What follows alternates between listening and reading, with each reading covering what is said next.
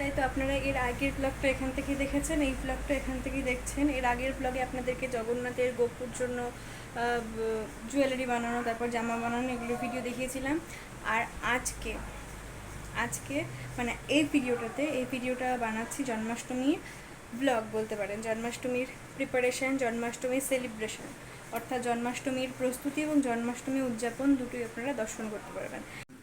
বললাম ঠিকই, তবে পরে ভিডিও আপলোড করতে গিয়ে দেখলাম ভিডিওটা এতটা বড় হয়ে গেছে যে একটা পার্টে দিলে আপলোড করতে খুব অসুবিধে হচ্ছে। তো সেই কারণে আমি দুটো ভাগে করে দিচ্ছি, অর্থাৎ জন্মাষ্টমীর প্রস্তুতির ভিডিও এটা হবে, আর এর পরের ভিডিওতে আপনারা জগন্নাথের জন্মাষ্টমীর মহাভিষেক, ভোগ নিবেদন, জগন্নাথের শৃঙ্গার সমস্ত কিছু দর্শন করতে পারবেন। চলছে ভোগ রন্ধন সেবা। আজ রাত্রে জগন্নাথকে ভোগ নিবেদন হবে, তার জন্য এখানে ভোগ রন্ধন চলছে। এখানে হচ্ছে মাখানা ভাজা হচ্ছে, মাখানা দিয়ে আর দুধ দিয়ে ক্ষীর হবে, এই যে দুধ আছে ওখানে। আর এখানে হচ্ছে তালের বড়া বা তাল দিয়ে অনেক কিছু হবে, তো সেই তালের রসকে এখানে একটুখানি ঘন করে নেওয়া হচ্ছে। আর ওদিকে আছে আরও। এই হচ্ছে অবস্থা এখন। চলুন আবার এটা বন্ধ করে দিই। তো এইদিকে মাখানার ক্ষীরটা মানে হয়ে এসছে, আর একটু ঘন করব, মানে মাখানাগুলো সব নরম হয়ে যাবে, এখনও পুরোপুরি নরম হয়নি, কিছু কিছু শক্ত আছে এখনও। তো এটা আর একটু ঘন হয়ে গেলেই তারপরে এটা হয়ে যাবে। আর এদিকে দেখাই, এদিকে হচ্ছে এখানে ক্ষীর বানানো আছে। এটা হচ্ছে ক্ষীরের নাড়ু করার জন্য, তো এটা ঠান্ডা হতে রাখা আছে এখানে।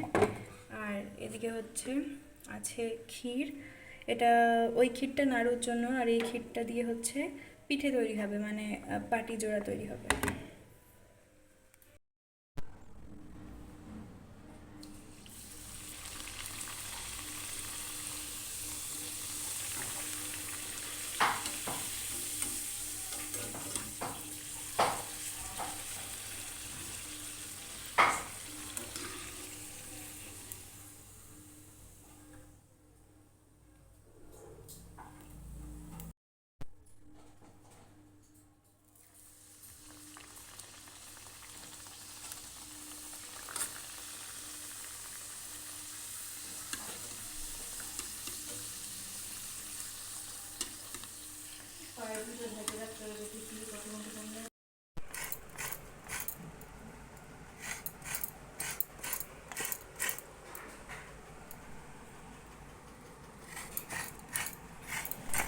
তো আপনাদেরকে আমি একের পর এক সব দেখিয়ে যাচ্ছি যে কী ভোগ তৈরি হচ্ছে। প্রথমে তো ওদিকে মাখানার ক্ষীরটা তৈরি হয়ে গেছিলো, তারপরে লুচি ভাজা হলো, তালের লুচি ভাজা হলো, তারপর নারকেল মা কোড়ালো, এখন সেই নারকেল দিয়ে পুর তৈরি হচ্ছে বা খিরসা তৈরি হচ্ছে নারকেলের, সেটা দিয়ে তৈরি হবে নাড়ু, তারপর পিঠে।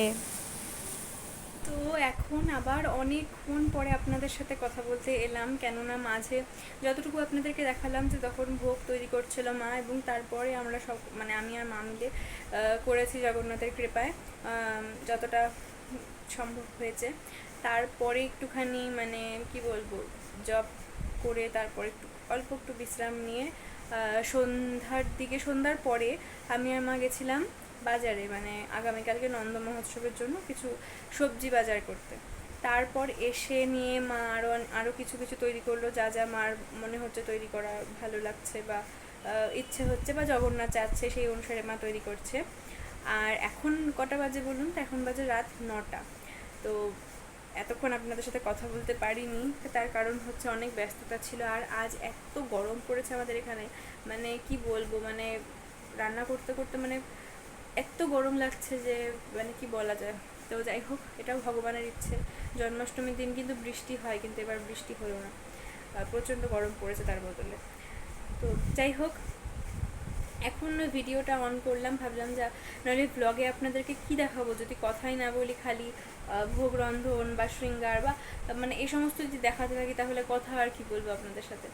তো চলুন, এখন ভিডিওটা যেহেতু অন করেইছি, আমি বাজার থেকে এসে অনেক মানে দিন ধরে ইচ্ছে ছিল যে জন্মাষ্টমীতে এই জিনিসটা বানাবো। মাখন মিষ্টি বানিয়েছি, সেটা আগে বলি। মাখন মিষ্টির ভোগ তো অবশ্যই দিতে হবে, দেওয়া উচিত। তো আরও একটা জিনিস বানিয়েছি, সেটা আপনাদের সাথে এখন আমি ভাগ করে নিচ্ছি। চলুন, এই যে এটা কি বলুন তো, আশা করছি বুঝে গেছেন, এটা হচ্ছে কেক।